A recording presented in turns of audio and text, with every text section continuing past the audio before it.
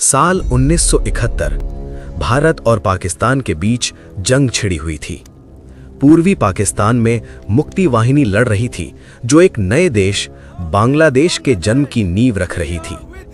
भारतीय सेना ढाका की तरफ बढ़ रही थी और आसमान में भारतीय वायुसेना के MiG-21 विमान पाकिस्तानी ठिकानों पर बम गिरा रहे थे।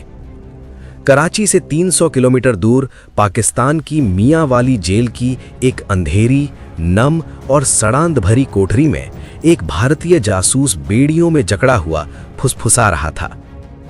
उसकी पीठ पर कोड़े के निशान ताजा थे, हाथों की उंगलियां टूटी हुई थीं, होंठ फटे हुए थे, फिर भी उसकी आंखों में आग थी। वो बार बार खुद से कह रहा था, मैं यहां मर सकता हूं लेकिन राज नहीं बताऊंगा। उसका नाम था मोहन लाल भास्कर, एक साधारण शिक्षक, एक रॉ जासूस और वो शख्स जिसने पाकिस्तान की जेलों में 6 साल बिताए, फांसी की सजा सुनी, बर्बर यातनाएं सही, लेकिन कभी अपने देश को धोखा नहीं दिया। लेकिन उन्हें धोखा मिला अपने ही एक साथी जासूस से, जिसकी वजह से वे पाकिस्तान में पकड़े गए। लेकिन सबसे दर्दनाक मोड़ तो तब आया जब 6 साल की बर्बर यातनाओं के बाद मोहन लाल भारत लौटे। तब देश के प्रधानमंत्री ने जो बात उनसे कही, उसे सुनकर उनका दिल टूट गया। उन्होंने कभी सपने में भी नहीं सोचा था कि पाकिस्तानी जेल में सहन की गई उन 6 साल की यातनाओं का इनाम उन्हें इस तरह मिलेगा। साल 1942। पंजाब के अबोहर में जन्मे मोहन लाल कोई फिल्मी हीरो नहीं थे। वे एक साधारण शिक्षक थे। उन्होंने MA और B.Ed किया था। सिक्किम के टीचर्स ट्रेनिंग इंस्टीट्यूट में वाइस प्रिंसिपल की नौकरी करते थे। वे बच्चों को इतिहास और भूगोल पढ़ाते थे। लेकिन उसी क्लासरूम में एक दिन उनकी जिंदगी हमेशा के लिए बदल गई। साल 1965 भगत सिंह के जन्मदिन के अवसर पर मोहन लाल ने एक भाषण दिया। उन्होंने कहा, हमने तुम्हारे खून से उगा अनाज खाया है, उसने हम में शहीदी के बीज बोए हैं। यह सिर्फ एक भाषण नहीं था, यह एक दरख्वास्त थी मौत से मिलने की, क्योंकि यह भाषण सरकार के 2 अफसर भी सुन रहे थे। इसी भाषण के बाद एक शाम उसके दरवाजे पर दस्तक हुई। 2 सादे कपड़ों में आदमी खड़े थे। वे भारत सरकार की तरफ से आए थे। उन्होंने मोहन लाल को बताया, पाकिस्तान परमाणु बम बना रहा है, ठीक उसके घर से 200 किलोमीटर दूर पंजाब प्रांत के अंदर। उन्हें चाहिए था एक ऐसा आदमी जो मुसलमान बन सके, जो पाकिस्तानी सेना में घुस सके, जो मर सके। मोहन लाल ने बिना देर किए कहा, मैं जाऊंगा। लेकिन मोहन लाल के सामने सबसे बड़ी चुनौती थी उनकी हिंदू पहचान। पाकिस्तान में एक हिंदू जासूस एक दिन भी नहीं बच सकता था, इसलिए उन्हें मुस्लिम बनना था, असली मुस्लिम। उन्होंने खतना करवाया, अपने शरीर का एक हिस्सा कटवाया, सिर्फ इसलिए कि दुश्मन के देश में उनकी असलियत न खुले। उन्होंने इस्लाम कबूल किया, अपना नाम बदल कर रख लिया मोहम्मद असलम। उस दिन वो कमरे से बाहर निकले तो एक अलग इंसान थे। दाढ़ी, टोपी, नई पहचान और सीने में वही पुरानी देशभक्ति। अब मोहम्मद असलम पाकिस्तान में था। उसका काम था पाकिस्तान के परमाणु ठिकानों के नक्शे जुटाना, रिएक्टर्स की लोकेशन, यूरेनियम संवर्धन प्लांट्स। एक एक करके अगले 15 महीनों में मोहम्मद असलम ने पाकिस्तान में 16 बार एंट्री और एग्जिट किया। हर बार एक नई पहचान, हर बार नया शहर, कभी दारुल उलूम के मुल्ला बनकर, कभी सेना के सप्लाई ठेकेदार की वर्दी में, कभी लाहौर की बसों में, तो कभी कराची की गलियों में। उसने बिना पिस्तौल के, बिना बैकअप के, सिर्फ अपनी बुद्धि और देशभक्ति के दम पर पाकिस्तानी रक्षा प्रतिष्ठान के सबसे बड़े राज चुरा लिए। लेकिन एक दिन उसकी अपनी ही छाया ने उसे धोखा दे दिया। ये बात है 1968 की। कराची के एक पुराने इलाके में बारिश की रात मोहन लाल के साथ काम करने वाला एक साथी, वही जो उसे पाकिस्तान लाया था, डबल एजेंट निकला। उसने पाकिस्तानी पुलिस को सब कुछ बेच दिया। तारीखें, ठिकाने, मोहन लाल का असली नाम, उसका असली मिशन। उसी रात मोहन लाल के घर पर पाकिस्तानी पुलिस आई और मोहन लाल को गिरफ्तार कर लिया गया।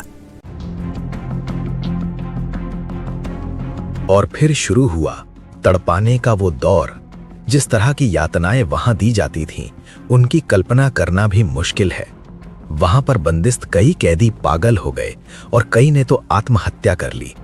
मोहनलाल को जिस कोठरी में रखा गया था वहां से नमी, सड़न और मौत की बू आती थी। दीवारों पर खून के दाग थे उन कैदियों के जो उनसे पहले वहां मरे थे। पूछताछ के दौरान उनकी पीठ पर कोड़ों के निशान गहरे होते गए, उनकी अंगुलियां टूट गईं, उनके होंठ फट गए। लेकिन हर बार जब पाकिस्तानी अफसर पूछता, किसने भेजा है तुझे, रॉ, आईबी या और कौन, तो मोहनलाल केवल इतना कहते, मुझे मेरे देश ने भेजा है, बस इतना बताऊंगा। पाकिस्तानी सैन्य अदालत ने उन्हें मौत की सजा सुनाई। बाद में अपील पर सजा घटाकर 14 साल कर दी गई। उन्हें कोई वकील नहीं मिला तो उन्होंने खुद ही अपना केस लड़ा। उसके साथ ही जासूस या तो पागल हो गए या फिर उन्होंने आत्महत्या कर ली, लेकिन मोहनलाल टिके रहे। मियांवाली जेल की वही कोठरी, उसी जेल में एक दिन शेख मुजीबुर रहमान को लाया गया, वही नेता जो बाद में बांग्लादेश के संस्थापक बने। मोहनलाल ने अपनी आंखों से देखा शेख मुजीब के लिए कब्र खोदी गई और फिर भुट्टो के आदेश पर वही कब्र फिर से भर दी गई। और उसी जेल से मोहनलाल ने देखा 1971 का युद्ध। 3 दिसंबर 1971 पाकिस्तानी वायुसेना का अड्डा मियांवाली जेल से सिर्फ 30 किलोमीटर दूर था और मोहनलाल ने देखा भारतीय मिग-21 विमान उसी अड्डे पर बम गिरा रहे थे। आसमान में आग लगी हुई थी, धरती कांप रही थी। एक भारतीय जासूस पाकिस्तानी जेल में बेड़ियों से जकड़ा हुआ अपने ही देश के विमानों को दुश्मन को ढेर करते देख रहा था। उस रात मोहनलाल ने चैन की सांस ली। पहली बार 4 साल में उसकी आंखों से आंसू बह रहे थे, लेकिन दर्द के नहीं, जीत के। 1972 में शिमला एग्रीमेंट हुआ इंदिरा गांधी और जुल्फिकार अली भुट्टो के बीच। इसी एग्रीमेंट के तहत प्रिजनर एक्सचेंज तय हुआ।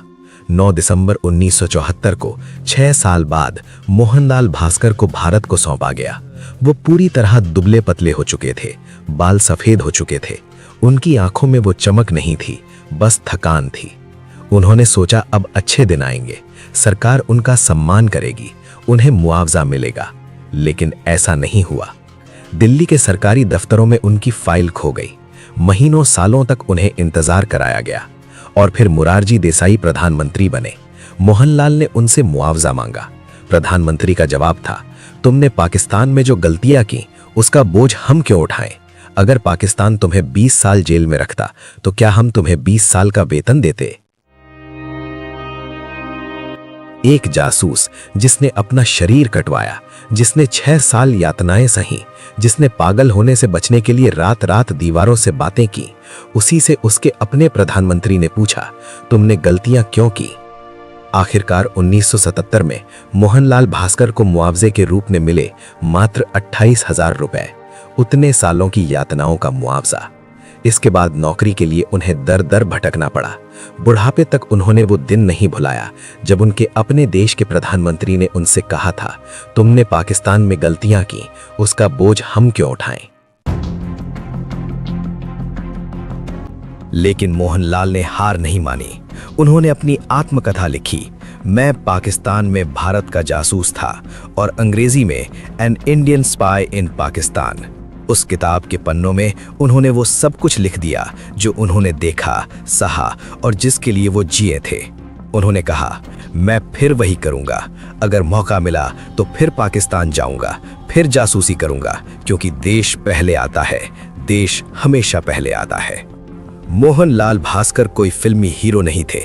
उनके पास न बुलेट प्रूफ जैकेट थी, न कोई गैजेट, न कोई गोल्डन पिस्तौल। उनके पास था सिर्फ एक दिल जो हर धड़कन पर कहता था, भारत माता की जय। हम बातें तो बहुत करते हैं आजादी की, शहीदों की तस्वीरें लगाते हैं, लेकिन जब वही शहीद जिंदा होता है, यातनाएं सहकर वापस आता है, तो हम उसे मुआवजे के नाम पर 28,000 रुपए थमाकर भगा देते हैं।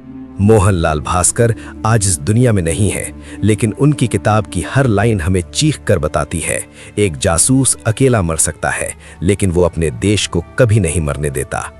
तो अगली बार जब आप तिरंगा देखें तो याद करिएगा मियां वाली जेल की उस अंधेरी कोठरी को, जहां एक आदमी बेड़ियों में था लेकिन उसका विश्वास आजाद था, उसकी रूह आजाद थी, उसका भारत आजाद था।